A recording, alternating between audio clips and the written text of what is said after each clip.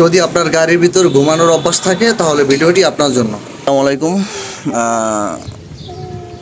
একটা বিষয় আপনাদের কাছে শেয়ার না করে পারলাম না, সেটা হলো গিয়া যে আমরা অনেকেই দূরপাল্লায় যাতায়াত করি গাড়িতে বা সিএনজিতে অথবা মাইক্রোবাসে বা প্রাইভেট কারে, আবার মোটর সাইকেলেও আমরা যাতায়াত করি। তো সেক্ষেত্রে কালকে যে বিষয়টা হয়েছে যে দেখেন, হুশ থাকতে বান্দার মৌবত নাই, এটা একটা কথা আছে। তবে কালকে রাত প্রায় 11:30 থেকে 12টা হবে। তো আমি আমার এক ফ্রেন্ড মাহবুব আর একটা ছোটো ভাই, আমরা নিউ মার্কেট থেকে কেরানীগঞ্জের উদ্দেশ্যে রওনা করছি। তো ওখানে হাঁটাহাঁটি করার পর নিউ মার্কেটের কাজ শেষে হাঁটাহাঁটি করার পর আমরা গাড়ি খুঁজে পাচ্ছি না। তো গাড়ির সিএনজি নেওয়ার জন্য আপনার কাঁটাবনের রাস্তা থেকে ঢুকি। তো কাঁটাবনের ওই রাস্তার মোড় থেকে সিএনজি একটা পেলাম, ওটাতে উঠলাম। আমরা যখন ঢাকা মেডিকেলটা পার হই, ঢাকা মেডিকেল পার হওয়ার পরে যখন হানিফ ফ্লাইওভারের উপরে উঠি, তখনই সিএনজি ড্রাইভার একটা ডিভাইডার মেরে দেয়। তবে আমরা তিনজনেই সিএনজির ভিতরে, তো আমাদের লেনে কোনো গাড়ি নেই, শুধু আমাদের সিএনজিটাই। তো গাড়ি আসছে অনেক পিছনে, তো উনি ডিভাইডারটা মেরে দিল। তো কী কারণে, কোনো কারণ খুঁজে পাচ্ছি না। এখন হঠাৎ করে দেখি যে উনি একবার গাড়িটা ডাইনে চাপায় যেতেছে। তো আমরা দেখতেছি উনি সুস্থ, তারপরও ডিভাইডারটা মেরে দিল। এটা নিয়ে একটু আশঙ্কা ঘটলো আমাদের ভিতরে, যে বিভ্রান্তির ভিতরে পড়ে গেলাম যে কেন উনি ডিভাইডার মেরে দিল, তো খালি রাস্তা।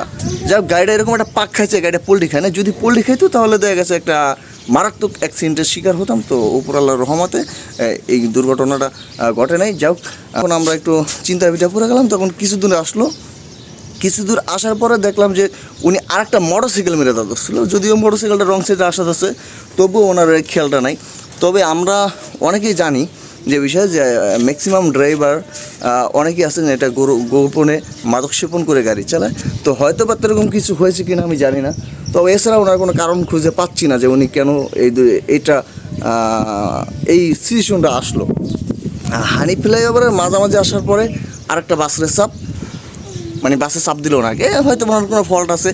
তবে যখন হানিফ ফ্লাইওভারটা শেষ হওয়ার পরে যখন টোলে ঢোকার পরে টোলের যে ডিভাইডার আছে ওইটাকে আবার মেরে দিল। এখন ঘষা খাইতে একবার টোল পর্যন্ত আসলো। টোলের যে টিকিট কাউন্টার যে লোক ছিল, উনিও এই বিষয়টা খুব খারাপ চোখে দেখলো এবং উনি খুব উগ্র মেজাজি হয়ে গেল। তো ওনাকে আমরা বলতেছি, কেন আপনি এত ডাইন দিকে চাপছেন বা কীরকম হচ্ছে। তবে আমরা হুঁশিয়ার, আমরা কেউ গাড়ি পিছনে ঘুমাই নাই, কিন্তু তারপর ওনাকে বারবার সতর্ক করে দিচ্ছি, ভাই এইভাবে গাড়ি চালান না, এইভাবে গাড়ি চালাতেছে না, আমাদের সন্দেহ হচ্ছে। দ্যাটস ওয়াই আমরা ওনাকে বারবার নক করতেছি যে না ঘুমায়। সেমই আরেকটা কাজ হলো, কুরিয়া থানার সামনে আরেকটা ডিভাইডার আছে, একটা হাইওয়ে রোডে ওঠার জন্য, আরেকটা হলো গিয়ে সার্ভিস রোডে যাওয়ার জন্য।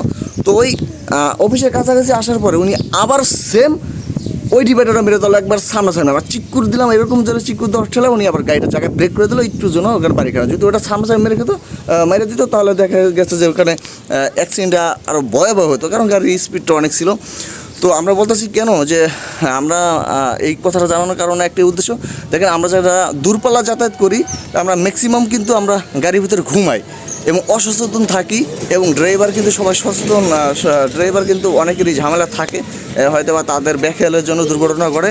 তো আমার এটা শেয়ার করার উদ্দেশ্য একটাই, আমরা যারা যাত্রী অথবা যারা পিছনে বসে থাকি গাড়ির, বা গাড়ি অন্য কেউ ড্রাইভ করছে, অন্তত পিছনে বসে যান কেউ না ঘুমাই, এবং সর্বদা ফলো রাখতে হবে যে ড্রাইভার কী করছে বা কোনো অ্যাক্সিডেন্টের সিচুয়েশন আসছে কিনা, তখন ওই মুহূর্তে ড্রাইভারকে একটু হুঁশিয়ার করে দেওয়া। আমি মনে করি এটা খুবই বেটার, গাড়িতে উঠে কেউ না ঘুমাই। কালকে হয়তো বা যদি আমরা ঘুমিয়ে যেতাম, এরকম বড় একটা দুর্ঘটনার কবলে পড়তাম।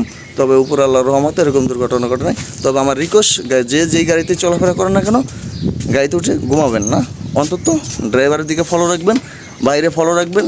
যদি আপনি মনে করেন যে কমফোর্টেবল ফিল না, তখন ওই মুহূর্তে আপনি ড্রাইভারকে পুশ করেন এবং তিনি একটু সতর্ক হোক। ধন্যবাদ সবাই।